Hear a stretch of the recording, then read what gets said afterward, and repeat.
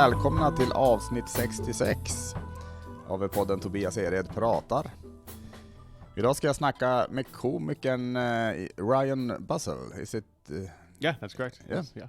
And he will speak English, so I hope that you can understand it. But I think you will. Jag däremot kommer att växla lite. Jag känner mig tryggare på svenska. Och du förstår ju svenska också. Så att, yeah, that's not a problem at all. Perfekt. Och vi ska snacka lite. Jag var tvungen att skriva ner det, för det var en del lite grejer. Nej, men, bland annat tror jag lite nackdelar med sociala medier, tror jag. Och kanske svensk mentalitet.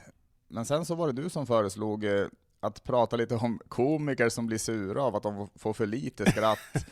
Fast de egentligen får exakt det de förtjänar. Jag tyckte det var ganska roligt. Egentligen så kan vi snacka mest om det, för det var nästan roligast. Sure. Men nu, jag kan ju ta lite på engelska. Jag kan pröva lite på engelska också. Så här. Go for it, I'm sure you can. Welcome, Ryan. Vad duktig du är. I love to say it back to Swedes. When I tell Swedes in Swedish, my Swedish is not very good. They say, "Oh, vad duktig du är." And then I tell them how long I've been here, and they say, "Oh, okay, not so nice." But, thank you. Men du är så duktig. I'm blushing right now. Yeah. I am very. Yeah. It was really nice to hear you say that I am duktig. Yeah. I think. Yeah. But who are you in a few words? A few words. So I'm an American living in Sweden. I just had my 16-year anniversary. St. Patrick's Day is when I celebrate. I've been in Sweden for 16 years. Okay. And it's kind of cool. Right now we're recording this in the basement at Sotersällskapet, so Stand-Up Star Comedy Club. And it's kind of cool because I just had my 11-year anniversary in stand-up. And my first performance ever was actually in this room 11 years ago, like last week. Oh, great. It's cool. But it was long before Star wasn't here. The restaurant upstairs was different. I mean, there was nothing down here. It was just a pallet and a rug. Yeah. But that's how I got started. So it's pretty cool. Congratulations. Yeah, thanks. And how is the feeling now when you're in this room again? Yeah, it feels good. It's nice. Yeah. This is a nice room. It's quite small. It's very compact. It is low ceiling. So if you have there can be over 100 people in this room. Yeah. But if you have 20 in this room, 20 in the audience, it still feels like a good show. They're still they're compact. Yeah. Yeah. The low ceiling helps. Yeah, it does. I have performed here several times. I remember a couple of times when it was Stockholm Comedy Club. Yes. And then it became a Stand-Up Star. And I really like this room. Jag kommer att växla lite till svenska som jag sa. Nej, men jag har märkt att jag trivs bäst i rum när jag kör stand-up, så trivs jag bäst när det är lite, det ska vara intimt, man ska vara nära publiken. Yeah, for sure. And the low ceiling really helps. Absolutely. Plus, I mean, Swedes in general as an audience are quite shy, and they like to be as anonymous and as kind of lost in the crowd as possible. So if you have a very tight room, low ceiling, and dark, then they feel very comfortable. Then they can relax. Then they can laugh at everything. Exactly. Till och med pedofilskämt nästan. Exactly. Till och med. That's why basement clubs are the best. Yeah. Absolutely. And we will shortly talk about the topics that I mentioned in the beginning. Mm-hmm. But first I have a part of my pod where we improvise 1 minute. Känner du dig trygg med att improvisera? Improv, yeah, sure. Yeah. I think so anyway. So you can say a number between 1 and 10. Okay, we'll go with 9. 9. Okay. Oh. Horses. Horses. Okay. You will talk 1 minute about horses. Okay. Yeah. And it doesn't have to be funny, but you can try. I can tell. As far as horses are concerned, my daughter loves riding horses, and my ex-wife, we were married at the time, of course. Yeah. My daughter was 3 years old. She was a year and a half old when we moved here. But at 3 years old, my ex-wife wanted my daughter to learn to ride, so she started riding at 3 years old. Okay. And still rides today. Yeah. And it's very tough as a parent because also I'm allergic to horses, so I can't really be around them very much. No. But it's hard for me to because I want to support. It's her chief passion in life, so she loves horses. as expensive hobby. Yeah, I can imagine that. I've had like long periods of unemployment while I've been living in this country, so it can be pretty tough. But I do my best. But yeah, but my daughter's life, I mean, her whole life revolves around riding horses. Ah, okay. For me, it's like you should stand up. My whole life revolves around that. You said are you scared of the horses? You think they are big and? Yeah, I'm not scared for myself. I'm scared for my daughter, of course, when she falls off, which happens now and then. But just because you never know what could happen, you just pull a Christopher Reeve and just suddenly is paralyzed for life because one thing went wrong. But yeah. But she likes it, so I support her. Yeah, great. Then we had some improvisation about horses. Yeah, not especially funny improv, but it's improv. Great, yeah. I think it was det var både roligt och lärorikt, skulle jag nog säga faktiskt. Do you have anything that I should improvise about? It can be anything, but I am horrible at improvising. So okay, let's see. Imitate a Swede from any other region than the north. What? You come from the north of Sweden, so you are a bit reserved and a bit robotic. Sorry. Yeah. So do a 1 minute character of a Swede from any other region. Jag är så jävla dålig på att härma dialekter. Men jag ska pröva. Jag kan ta en skåning då så här. Okay, there you go. Jag kommer från... Jag bor i Malmö. Och för fan, jag kommer dit massa invandrare. De kommer dit och tar våra fruntimmer och våra jobb. Och fy fan vad jag hatar alla som kommer. Fy fan, jag ska spränga den jävla Öresundsbron. Det är så jävla... Alltså det värsta är att jag försöker för fan. Alltså jag försöker. I can hear it. Kan ta någon östgöte, kan vi inte... Jag kommer från Småland. Jag tycker det är kul att vara ute med korna i hagen. Och då, 90? Yeah. jag brukar sätta på korna i hagen och det är så trevligt. Vi har så roligt. Nej, jag tror att jag ger upp där faktiskt. That's very good. Jag kände att jag i alla fall ville bjuda på det, men jag är verkligen... sämst, tror jag, i Sverige på att härma dialekter. No, well, then you rival me. We have that in common. I can't do the best I can do is Mamma Mia. That's. Actually, for a while, I was doing a thing as a host shows.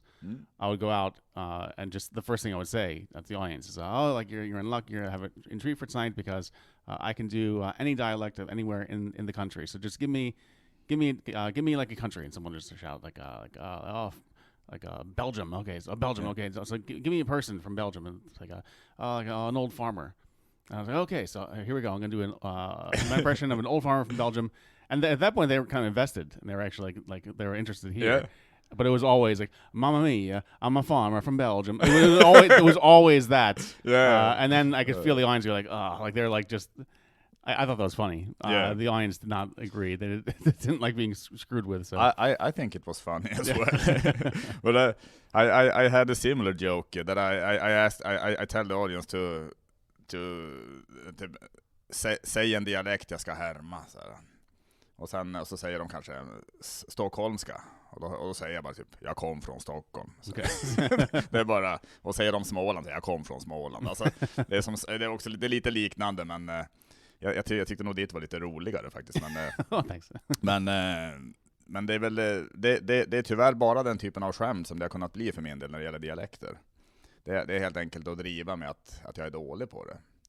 It's tough. I was told by another comic years ago told me he said the reason you can't do characters and dialects is because you say you can't do characters and dialects, like you have it stuck in your head. But I just think I can't. I honestly think that I just can't. Do you think that you can practice and? I guess when practice, anyone can do anything really, but nothing really grabbed me before. Plus, I've lived all over. I'm from New Jersey originally. Yeah. New Jersey, especially North Jersey, has a very distinct accent, which I don't have anymore. I lived in Boston for years. Boston has an unbelievably well-known accent. Yeah. But besides like ka, ba, wicked, I can say a few things, but I couldn't really do a Boston accent. But I have actually heard that people in Boston that they have it's a kind of a rough alltså de har ju olika typer av humor. Alltså alla har ju inte samma humor i Boston. Men jag har hört att de har lite rå, lite torr humor där. Alltså ligger det något i det eller? Oh, for sure. Okay. Plus, like Boston was part of the comedy boom. So like late 70s, early 80s. New York City, Los Angeles, obviously, but even Boston. So like a lot, like Jay Leno came out of Boston. Dennis Leary, like Bobcat Goldthwait, like just a million others. Stephen Wright came out of Boston. Stephen Wright. Yeah. Okay. So like Boston's it's very kind of like as old as we get as a city in the United States as a city. We're a very young country compared to Europe, of course. Okay. So it's very old city, but it's very working class. Yeah.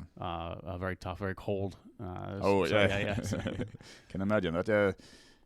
I once knew a guy from another guy who came from the US and he told me that vi kände varandra via poesi som jag höll på med innan stand-up. Men då sa han det att han trodde att de i Boston skulle gilla min lite torra humor. Alltså yeah, for sure. Han tänkte det, så jag kanske ska åka dit någon gång och pröva helt enkelt. Yeah, you don't get much drier than Stephen Wright. What? You don't get much drier than Stephen Wright. No, you don't. But he's I think one of my absolute favorites when it comes to one-liners.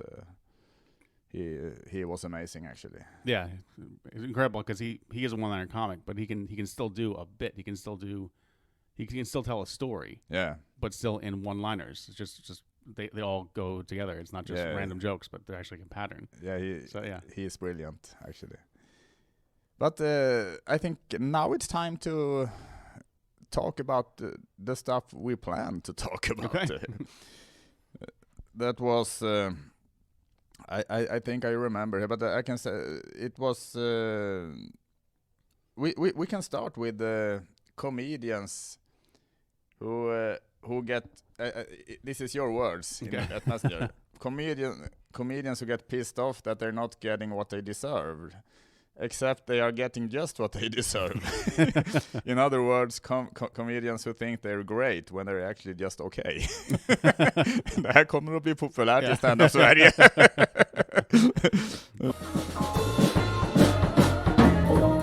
Well, I want to qualify this by identifying myself as a okay comic. I would say I am an okay comic, and I believe there is a large community of comics who are okay. In Sweden, in Stockholm in particular. But so we from the beginning we all think we're funny. That's the whole point. We're all up on stage. We're all saying things that we think is funny. Yeah. And our job is to convince the audience, as many of them as possible, to agree with us that yes, it's funny and it's interesting. Absolutely. But from the bottom, from the base, we all think we're funny. We all think we're talented, and we all think we deserve everything. Yeah. But no one gets everything. Tror du att det beror lite på att man är ganska sårbar på scenen som komiker? Alltså att det är en väldigt utsatt situation, om man säger. Och att det blir som ett försvar för komiker som inte får de skratt de vill ha. Då skyller de på publiken och tycker att publiken... Oh yeah, that can happen for... Publiken fattade inte storheten i skämten. Yeah, exactly.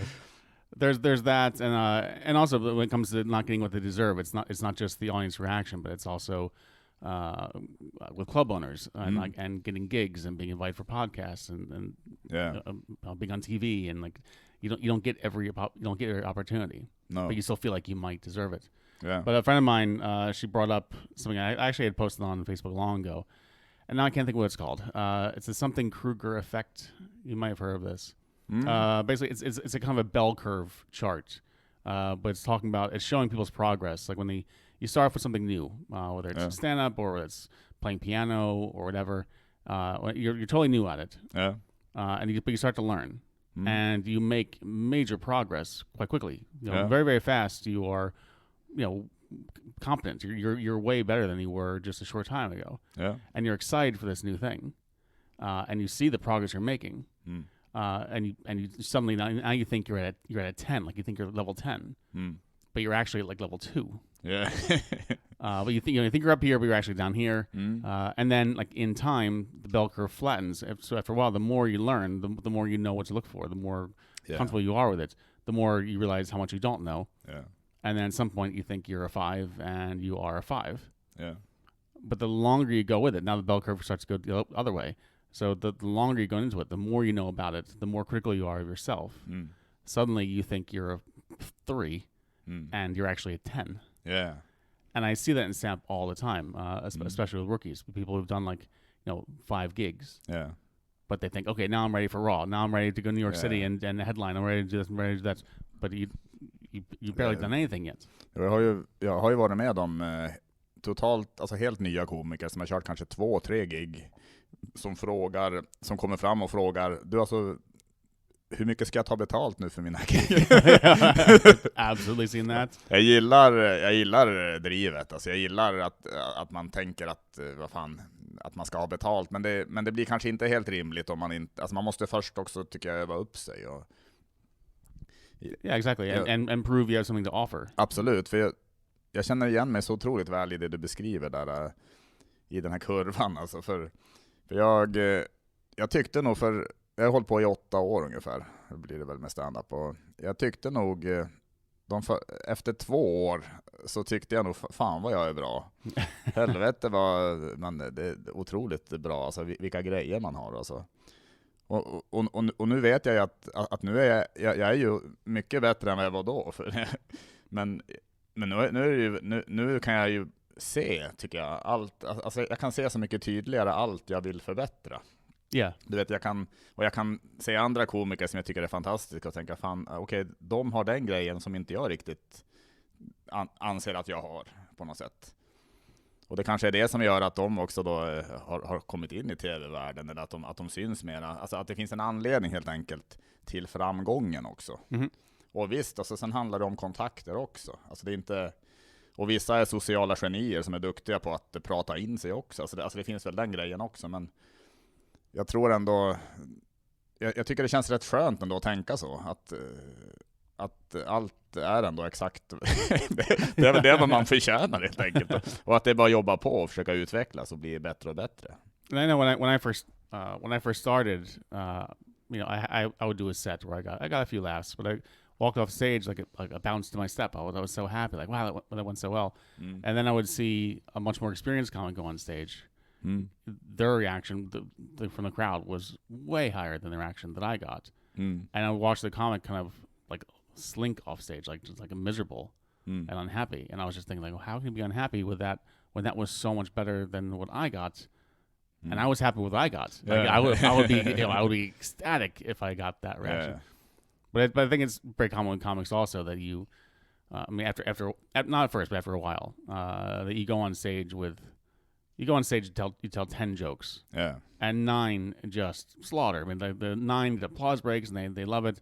And the 10th that you really liked barely got kind of a polite laugh, but not much more than that. So you have 9 killer jokes, one that didn't really work so well, and you walk off stage, and the only thing you're thinking of is like, I mean, that one joke. Yeah. That one joke didn't work. Or like there was 100 people in the audience, and 99 love everything you have to say. Yeah. But you saw one person on their phone, and he was like, oh, God damn it! Like what was wrong with that one person? You're not thinking about the 99. You're so focused on the negative. Precisely. Jag känner igen det där också. Det blir så jävla konstigt att jag växlar mellan engelska hela tiden och så. Men jag känner igen det där väldigt mycket också, just att det är ju verkligen det man hakar upp sig på. Det är skämtet som inte funkade alltså. Det är samma med uppträdanden, att man kan ha, you can have 30 gigs in a row that goes amazing. And then one gig that not bombs, but you not so amazing, and that's the only thing you can think about. I've had sets that went really well. Yeah. I was really happy, and I walked off stage, and again like bounced my step, and I was like, oh, they went really well. Then it's like, oh, damn it. Then I suddenly realized, like 5 minutes later, like, oh, there was a whole joke I completely forgot to tell. Like my set should have been like 3 minutes longer. I was going to do this, I was going to do that, and I was going to do this, but I just like caught up in the flow and just completely forgot to do that one joke. And then that's all I think about. Like the happiness is gone. I'm just like, damn it, it's just that one joke I missed. Men jag ska säga också en sak som jag kommer att tänka på nu när vi pratar om det här. Att jag har ju också varit med om kvällar när det kanske går trögt för många komiker. Men så går man själv upp och så går det rätt bra. Yeah. Och det är ju en konstig känsla, för då är ju stämningen i komikergänget är ju inte så bra då. Förutom då kanske hos en själv som är väldigt nöjd kanske då. Men då har jag fått höra, ibland har jag fått höra av andra komiker, ja, det berodde på att ikväll gillade de tydliga skämt. Så det är ingenting om att det var för att man kanske var bättre den kvällen än vad de var just då. Och de kanske är bättre andra kvällar, men det var inget sånt, utan det var bara, nej men publiken gillade enkla, tydliga skämt. If there's one thing comics in general are really good at, it is making excuses. Absolutely. Because the number one, the number one reason why you don't get that gig, you don't get invited to that podcast, you don't get to be on TV, you don't get this, you don't get that. The number one reason is you're not funny enough. No. Or the person that's in charge doesn't think you're funny enough to give you that.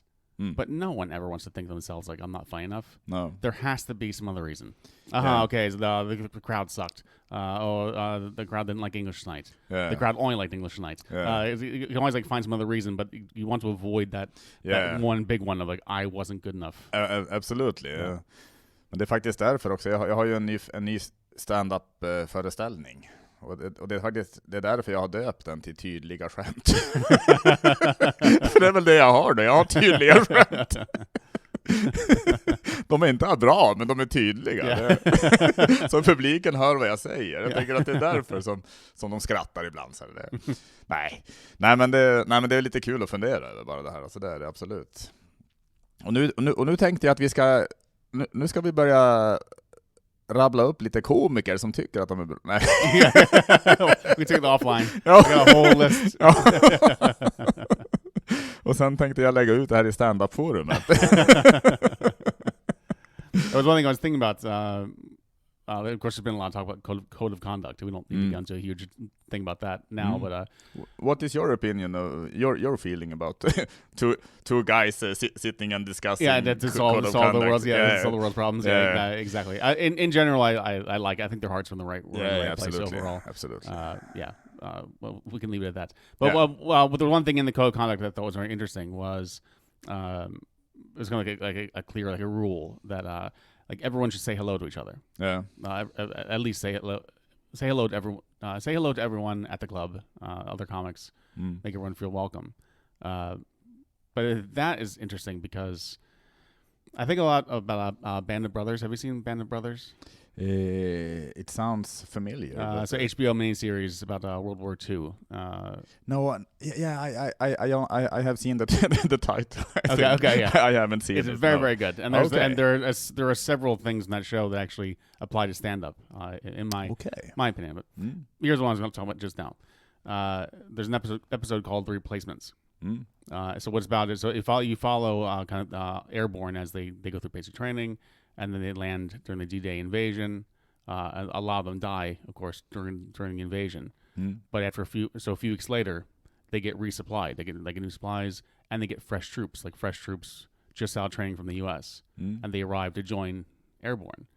And the veterans want to have nothing to do with them. They kind of give them a cold shoulder. They barely acknowledge their presence. So they have all these like fresh faces, and they're all like kind of lost, like.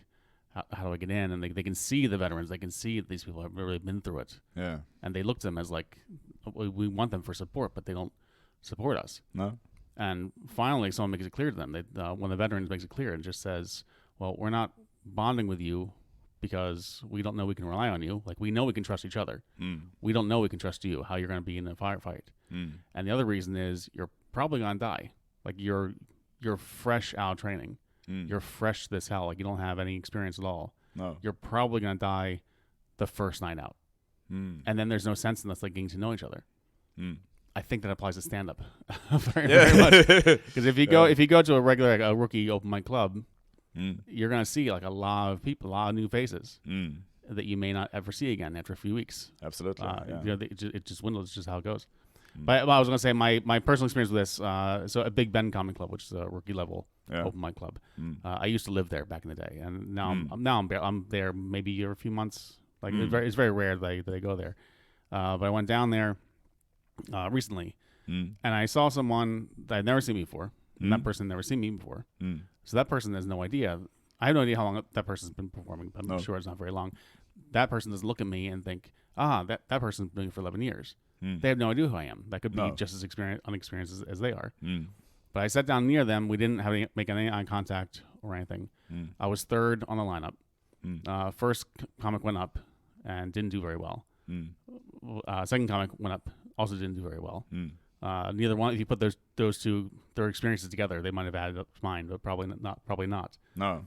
So when I went up, it went well for me. And after it went well for me, I went and sat back down. Then this person kind of looked my way, made eye contact, smiled, like acknowledged I existed. But if I had gone up and ate shit, when I sat back down, that person would not have looked at me. But I do the same thing. I don't like that I do it, but I do exactly the same thing. Jag känner igen det där så väl. Det är ju det har jag känt ofta när jag har kommit, men särskilt de första åren jag höll på, och man kom till Big Ben och kände ingen. Och då var det ofta så att man satt först så satt man helt anonym och ingen pratade med en ens, ingen såg åt ens håll. Och sen gick man upp och så kanske det kanske ändå kunde gå rätt bra. Alltså det gjorde väl ofta det på den tiden. Nu är det ju skillnad. Men det gick ofta rätt så bra, och efter det så började folk prata med en. Och då blev folk intresserade lite och snacka, kändes det som. Yeah, it's pretty crappy, really. But it makes sense. I've heard this from others as well. Det är som att man får en roll. Alltså, när man har gått upp på scenen och man har levererat kanske något som funkar eller sådär, då har man fått en roll, alltså en plats i stand-up-världen lite grann. Yeah. Det är lite som du pratade om med Band of Brothers egentligen, alltså att när de har varit kanske ute i strid och bevisat att de höll och att de gick att lita på, och så har de överlevt och kommit tillbaka, då är de som en i gänget. Och det är absolut, det är sorgligt att det ska behöva vara så. När det gäller krig kanske jag mer förstår det än i stand-up, kan man väl säga. jag kan förstå soldater mer. För där är det ju verkligen på liv och död. Alltså. Yeah, absolutely. Även om det känns ju som att även stand-up är det. Men I think it's also if you take stand very seriously, you probably don't really want to waste your time with someone who just doesn't not very good, or won't ever be any good, or B just doesn't take it as seriously as you. Then it's like, well, I'm going to spend my time getting to know someone very fresh, and they go on stage and they do 5 minutes about anal sex, and that's their one time they're ever going to do stand. They're never coming back together again. And then we're just like, we wasted everyone's time in that case. Absolutely. Ja, det är intressant det där. Det är kul i alla fall just.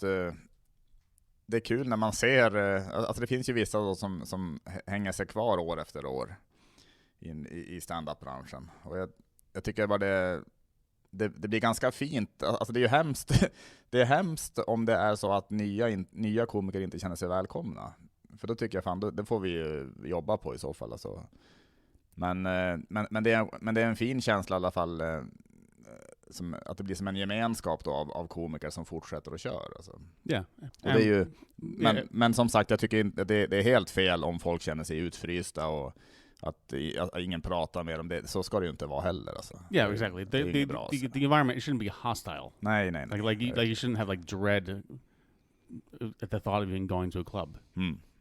But at the same time, I'll know that it needs to be like, you know, like have like a helicopter parent, and like, as a club owner, making everyone feel very welcome, because we've all been through like the tough part. Like if you make it through the tough part, it was easy, everyone would do it. But you have to get past that kind of awkwardness and fight for your way in and get to know people, and then it goes. Yeah. But if people are just handing you gigs, like when you first start, I've seen comics who are just handed gigs. Like they go up like 3 times. But they're very social and they're very nice. And then club owners just hand them gigs from the start. And when you're like that from the start, excuse me, when you're like that from the start, gigs are being handed to you, then you don't actively hunt them anymore. No, because they're handed to you. Why would I hunt gigs? I think it's a lot better. I think you should always like be hunting. I think you should always be asking and learn how to take a no. If someone says no to you, that doesn't mean they're an asshole. And it also doesn't mean it's no forever. It's just like no that time. They just like, you be polite and you say okay, and you keep coming back and you keep getting the no until you get the yes. Precis. Ja, men det är jävligt sant. Och det är ju absolut bättre att om man får ett nej, som du säger, alltså att man kanske försöker utveckla det man har istället. Alltså att man, dels kan det ju vara att det kan ju vara så enkelt som att man har skickat kanske ett videoklipp till en arrangör. Och så får man ett nej tillbaka då, att inte intresserad. Men det kan ju, det behöver ju inte bero på att en stand-up är dålig heller, utan det kan ju också bero på att man behöver utveckla hur man spelar in videoklippen. Alltså, alltså man kanske också och tänka lite på vad ska jag skicka och hur ska det paketeras och vad ska jag skriva till.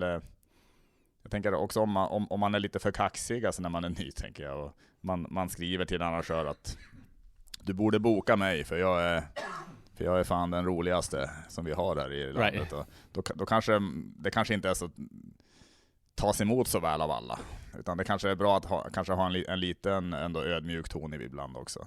Especially in Sweden where no one should be anything. Ja, i Sverige ska ju ingen... Nej, precis, och det är väl egentligen fel av Sverige. Man borde väl få skriva att fan, jag är bäst i världen. Man borde få skriva det. Men i Sverige funkar kanske inte det så bra. Alltså it probably work for me as an American living in Sweden, but yeah, for a Swede talking to another Swede, it should be more like I'm very average. I'm one of the more average comics she gets. Yeah. Jag ber så mycket om ursäkt för att jag hör av mig. men jag är en komiker som... Ja, jag har försökt i alla fall att vara rolig då i 8 år. Men nu undrar jag om jag kanske skulle kunna få köra 3 minuter på Big Ben. Om det är möjligt. Nej, det finns ju gränser för fan för det där också. Så. Men jag tänker absolut på... Alltså det här ska ju inte vi... Alltså vi är 2 killar som sitter... Men det kom upp i huvudet. Jag känner jag måste nämna det på något sätt. Men jag tänker just att... Jag har ju hört mycket just av kvinnliga komiker att de har det svårare, eller de tycker själva att det är mer otacksamt för kvinnliga komiker att uppträda, alltså att köra stand-up, att det är lättare för killar att få skratt. Och det kanske kan ligga någonting i det, att vi kanske kan spela lite mer. Alltså jag tänker en kille kan ju gå upp och spela kanske på att vara lite feminin nästan på scenen, och det kan bli en komik av det. Right. Medan en kvinna som, alltså det kanske är svårare för en kvinna att gå upp och vara lite mer maskulin och att det ska bli kul. Alltså jag vet inte, men well, I can say vad är dina tankar kring det här? That I've said this before and I'll say it 1,000 times more. I would not trade places with a woman in comedy for anything. It is very difficult for a female comic to succeed. The way, hang on, not succeed, but like to win, I would say. Like in other words, like if a woman goes on stage and she talks about her life, she talks about her period, she talks about my mother gives me a hard time because I haven't given her a grandkid yet. Dating is really hard. I'm single. Blah, blah. There can be people in the audience kind of cross their arms and think like, ugh, okay, a typical female comic. But then if a woman goes on stage and it's like, oh, so I was effing this guy and they're doing this, and like really rough. Then there could be people in the audience who cross their arms and just think, oh, that's just trying to be like a guy. Like it's hard either way. Like just be yourself, be a character. It can be tough. Och det beror väl säkert naturligtvis på hur allt i övriga samhället ser ut också, så att det, och bilden som man har kanske av att det blir jävligt PK här, men lite manligt och kvinnligt ändå. Alltså, jag tror det ligger något i det där i alla fall. And there's something women experience on stage that a man will never experience. Women in the audience who get pissed off because the one on stage is attractive. I've seen one of my favorite memories. I was at a club. There was a couple in the front row. There was a woman on stage. The second she got on stage, and she's very attractive. The second she got on stage, the woman in the couple just crossed her arms and got just this scowl on her face. Just like didn't want to listen to a thing this woman had to say. But she was doing quite well. And the boyfriend of the couple was really enjoying it. So about halfway into the woman's sets, the angry woman turned all that hatred to her boyfriend. Instead, she turned and was just staring daggers at him, and he was too busy enjoying the show to even notice how angry his girlfriend was. I mean, and no man is ever going to experience that. No. You could be the most handsome man on earth.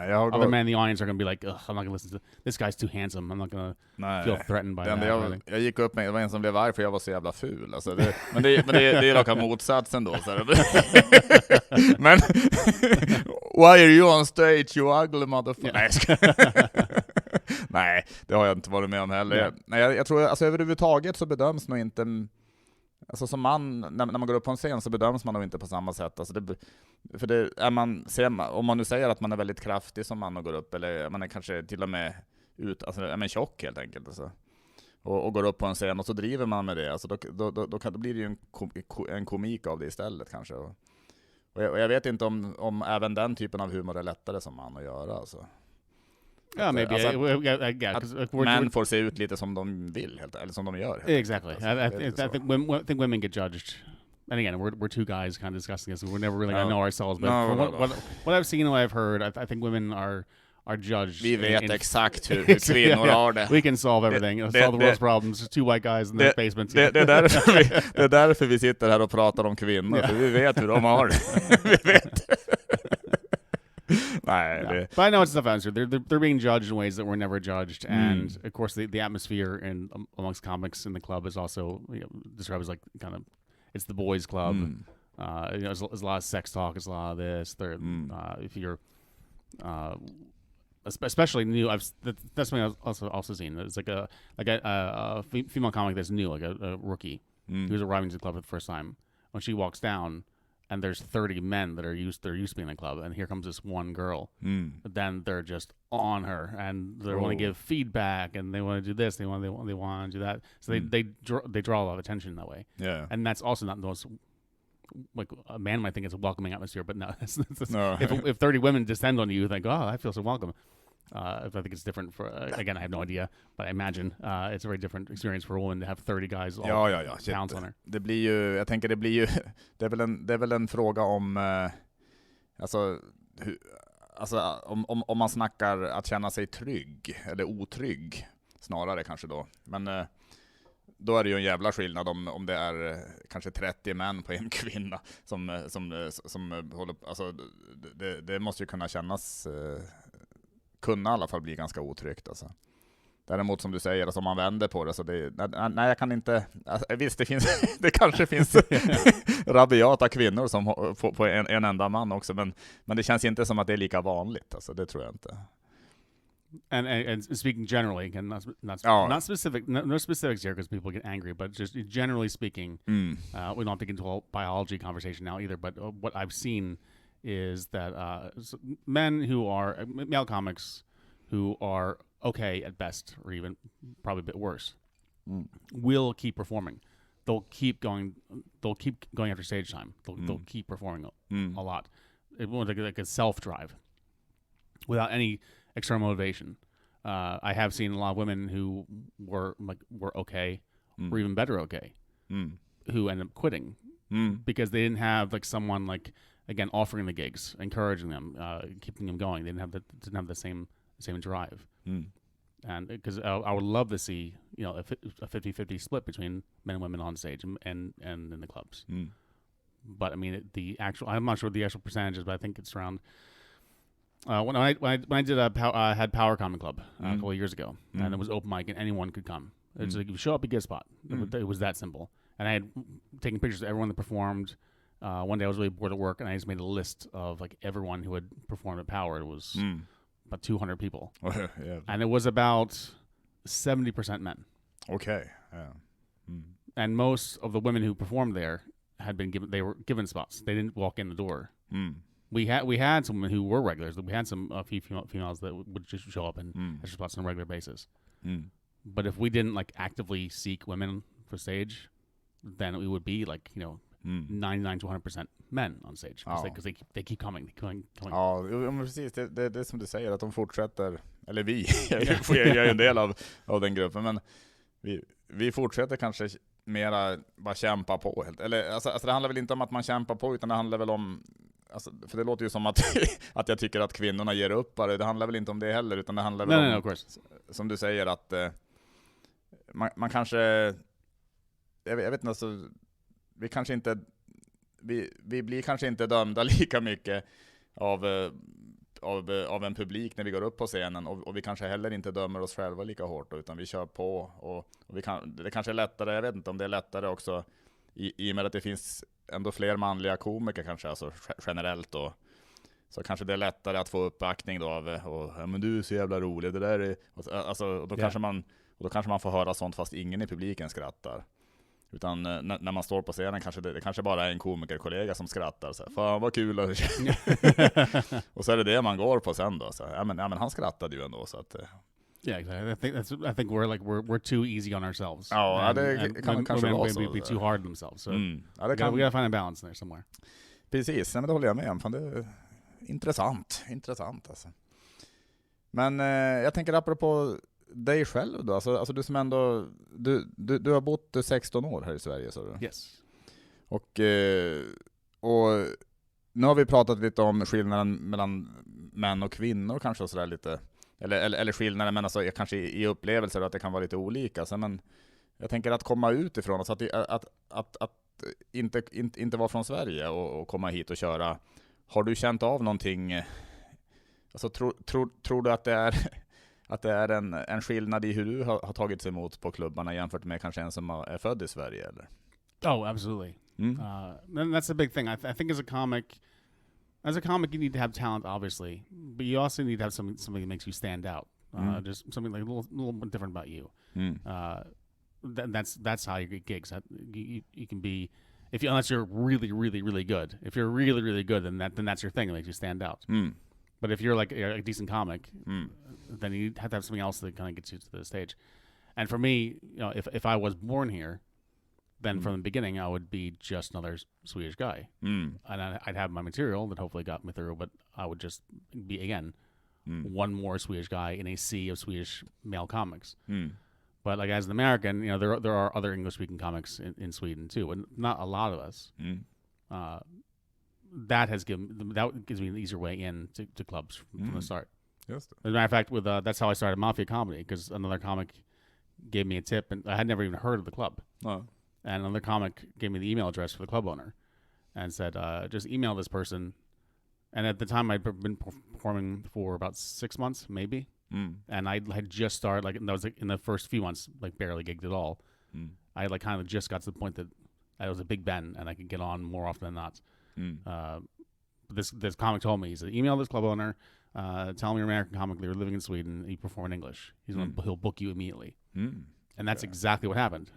I never met him. He never saw any clips or anything. No. I just said, I perform in English. Can I come perform? And he said, yes, I got a spot. Han ville ha någon som körde på engelska. I guess, yeah, it was a bit different. So once I got the chance, of course, then I wanted to prove that I was actually worth it. Yeah. But I mean, I've seen many other Swedish men go to Mafia, or go meet this person, or email or whatever, and can I get a spot? And it's no, or it's full. They have to work that much harder to actually get in the door. But speaking English is easier. Okay. And then on stage, the big thing is, a rule about stand-up is you have to get the audience in 30 seconds. If you get them in the first 30 seconds, they'll be with you for the rest of your set. And as an English-speaking comic in Sweden, you pretty much get that immediately, because everyone's like, okay, now they got to focus in English, they got to listen. Yeah. You have their attention right away. Och vi tycker det är lite häftigt också att fan, det kommer upp någon och prata engelska, någon som vill vara här i Sverige fast han inte någon som har valt att bo här fast de kommer från mycket häftigare trakter egentligen, så det, jag vet inte, alltså nu överdriver jag ju, men jag har en känsla av att vi uppskattar det, tror jag generellt, alltså man uppskattar alltså när någon går upp och pratar engelska, så man tycker det är lite kul också så här. Plus I think a lot of people in Sweden are so used to seeing comedy from England and from the United States. They're more used to hearing stand-up in English than in Swedish. I mean, if you go if we walk down the street right now and just asked 100 people, like, who are your favorite Swedish comics? How many think they're gonna name? Like they're gonna name a handful. They probably name people who don't even perform at all anymore. Yeah, they're not gonna name Robert Gustafsson. Yeah, exactly. And they're not gonna.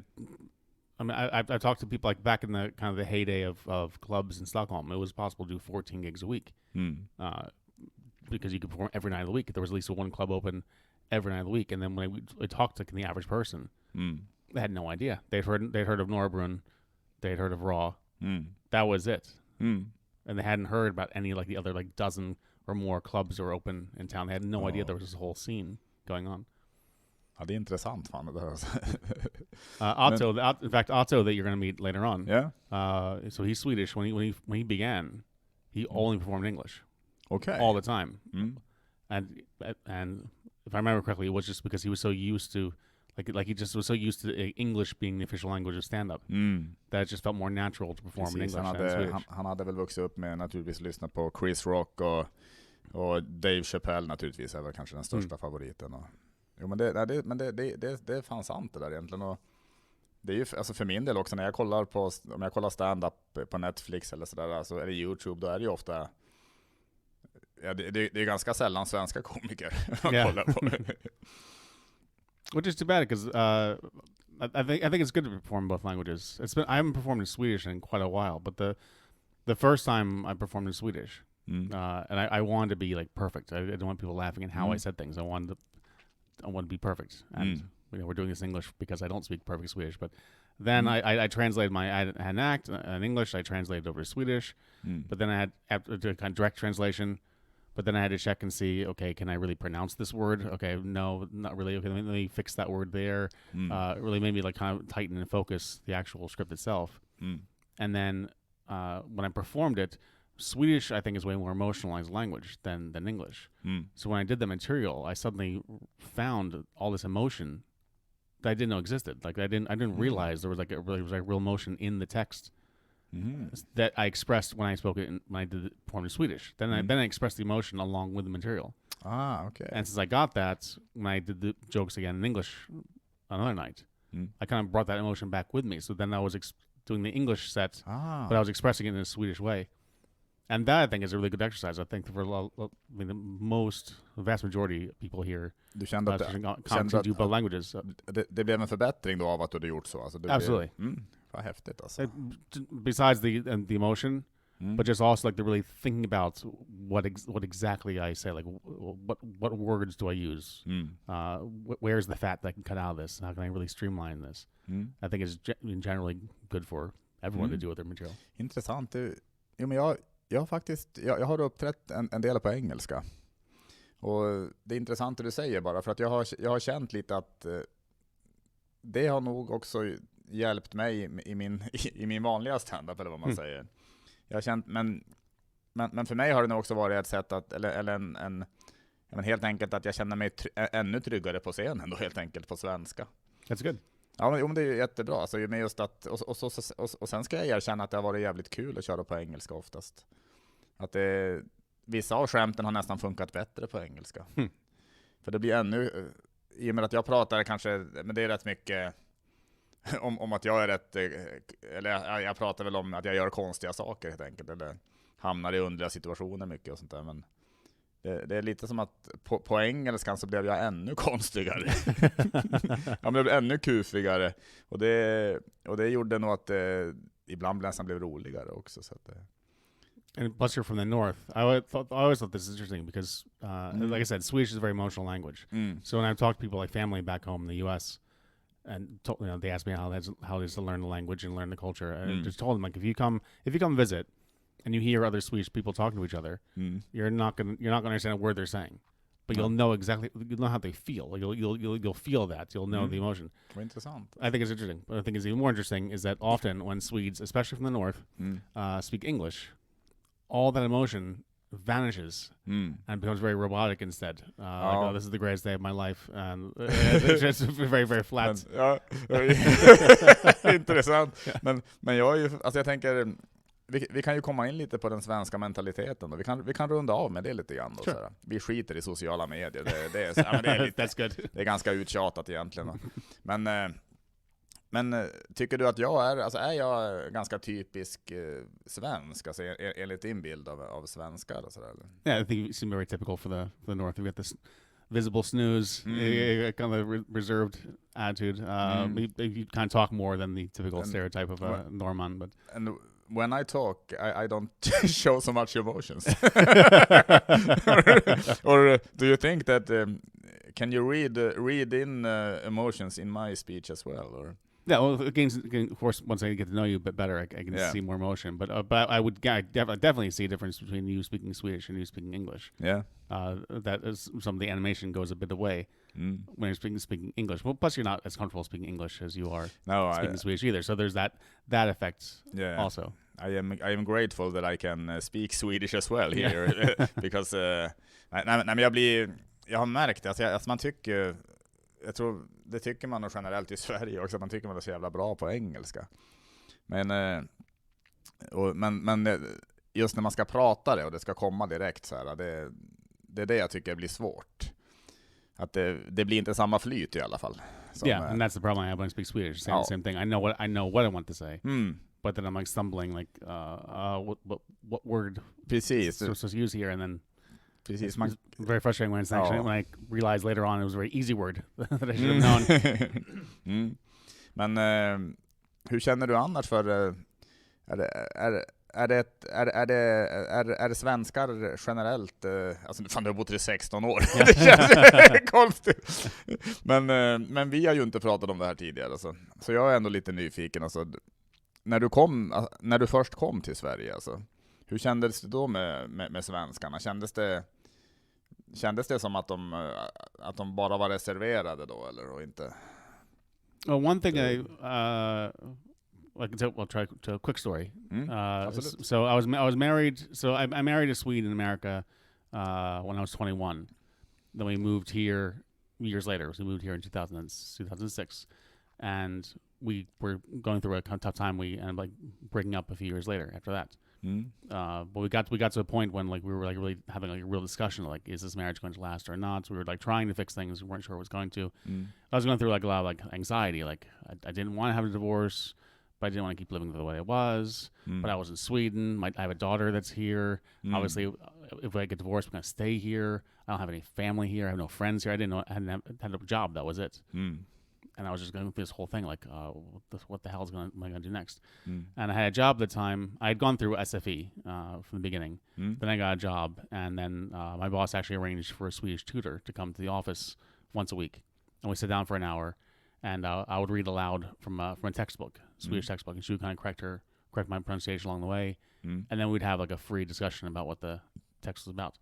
But just when I was going through this whole like thing of like what's going to happen next, in the text we were following, it came to like an essay on truths and myths about Swedes. Kind of looking at stereotypes and cliches and kind of seeing what was true and what was false. One of the statements was, most Swedes make no new friends after age 30. And that explained that was true. It's true statement.